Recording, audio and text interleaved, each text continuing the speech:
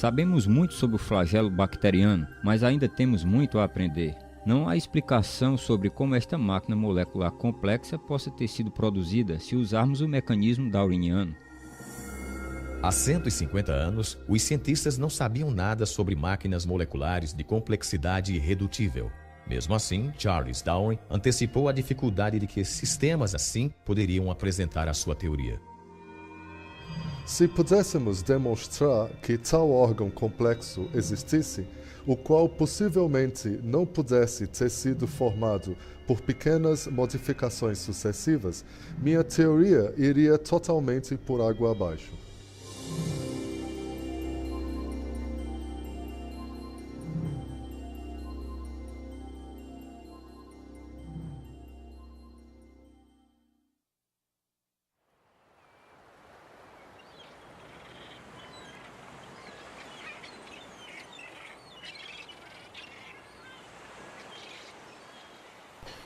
Existem realmente duas grandes perguntas na biologia.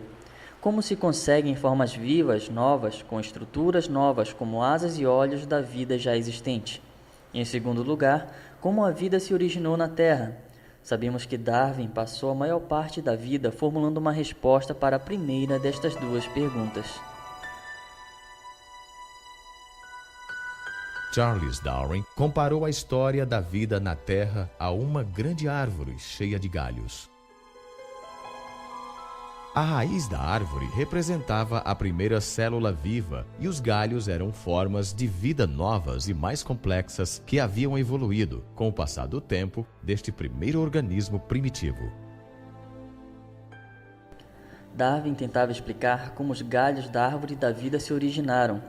Tentava mostrar como a seleção natural podia ter modificado organismos existentes a fim de produzir a grande diversidade de vida animal e vegetal. Mas quando se chega à raiz da árvore, que representa a origem da primeira vida, a primeira célula viva, Darwin teve muito pouco a dizer. De fato, na origem das espécies, ele nem mesmo se refere à questão de como a vida podia se originar da matéria sem vida. Os únicos vislumbres que temos das opiniões de Darwin sobre o assunto aparecem numa carta que ele escreveu a um colega chamado Joseph Hooker.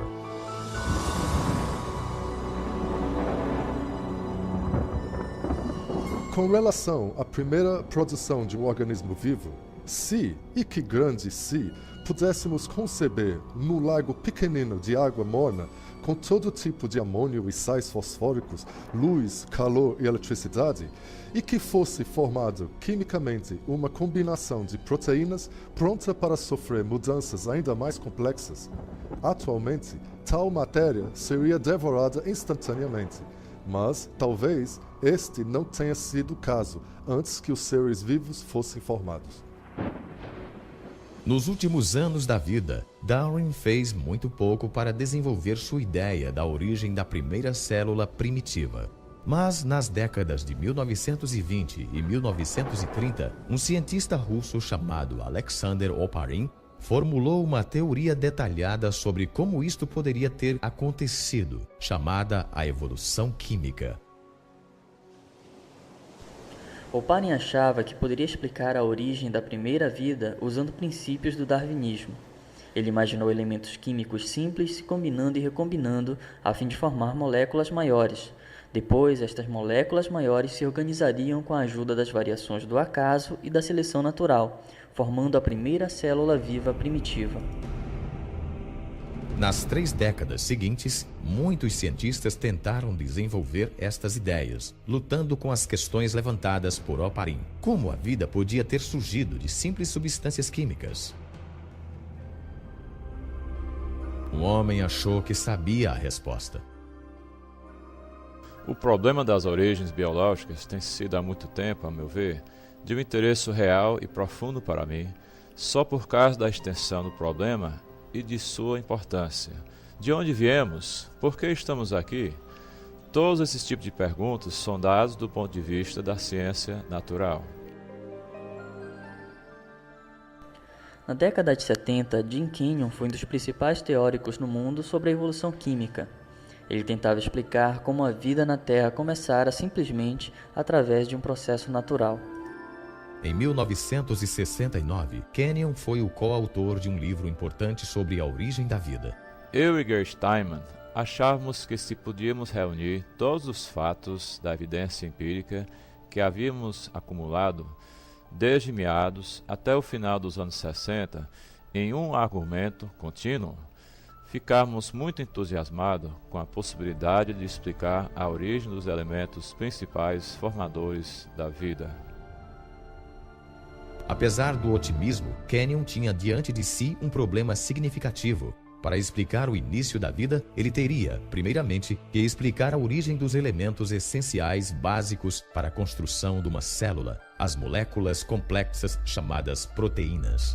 As proteínas possuem um amplo espectro de função na célula, tudo a partir das exigências estruturais em termos de armação da célula, ao citoesqueleto até as enzimas, onde realmente processam as moléculas a fim de colherem energia ou construir elementos da célula.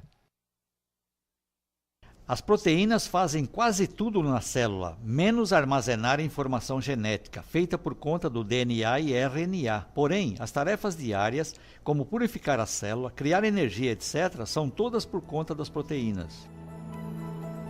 Kenyon sabia que as proteínas foram tão importantes para as primeiras células vivas quanto são para elas hoje. Reconhecia também a complexidade de sua construção.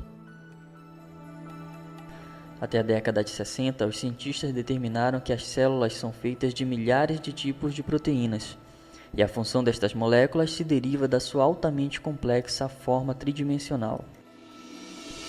As formas de algumas proteínas permitem que elas catalisem ou disparem reações químicas, por causa do encaixe perfeito que tem com outras moléculas na célula. Ao passo que outras moléculas de proteína formam componentes estruturais que se conectam uns aos outros. As partes individuais de um motor bacteriano, como esta estrutura tipo anel, ou são feitas de uma única molécula proteica ou um aglomerado delas encaixadas de uma forma específica. Estas proteínas são feitas de unidades químicas menores chamadas aminoácidos, as quais são unidas formando longas correntes. Há um grau enorme de complexidade de arquitetura nas unidades celulares, justamente nesses aminoácidos que formam as proteínas. Na natureza, usam-se 20 tipos diferentes de aminoácidos a fim de se construir correntes proteicas. Os biólogos as comparam às 26 letras do alfabeto. As letras podem ser organizadas num número enorme de combinações possíveis. Se as letras forem organizadas corretamente, o resultado será um texto com sentido.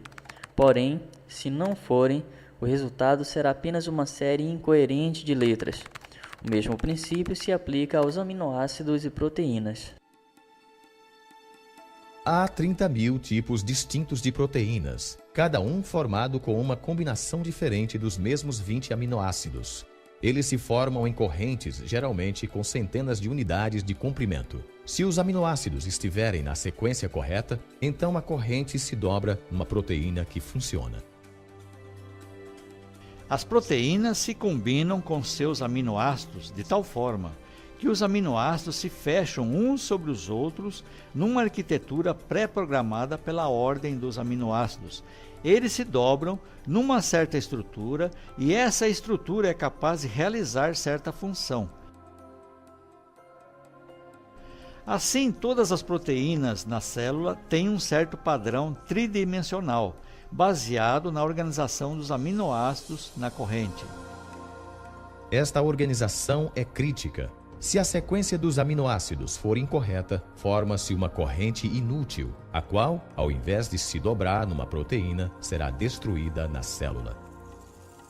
As proteínas, como o código do computador, têm que ser exatas. A função do todo depende da organização exata de cada parte. Mas o que produz a sequência exata dos aminoácidos, que faz surgir formas e funções específicas das proteínas? Nas